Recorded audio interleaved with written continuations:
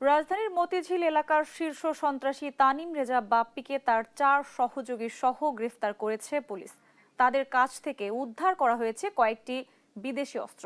Police জানায়, কয়েক মাস ধরে মতিঝিল এলাকায় যেসব অপরাধ কর্মকাণ্ড হয়েছে তার বেশিরভাগের সঙ্গে বাপ্পি ও তার সহযোগীদের সম্পৃক্ততা পাওয়া গেছে।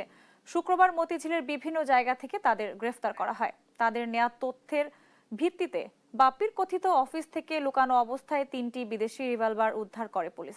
সংবাদ সম্মেলনে জানানো হয়, সন্ত্রাসী বাপ্পির বিরুদ্ধে হত্যা চেষ্টা সহ 7টি মামলা রয়েছে। এর আগেও বিভিন্ন মামলায় তাকে গ্রেফতার করা হলেও জামিনে বের হয়ে আবারও অপরাধ কর্মকাণ্ড চালাতো।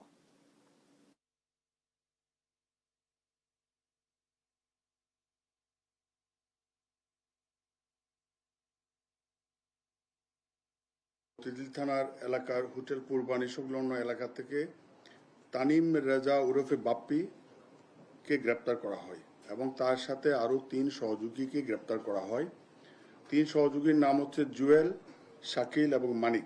একটি বিদেশি রিভলভার, 2টা বিদেশি পিস্তল, 5 রাউন্ড রিভলভারের গুলি, 2 রাউন্ড পিস্তলের গুলি, একটি ইলেকট্রিক শটগান ও একটি বিদেশি কোরাল উদ্ধার করা হয়েছে।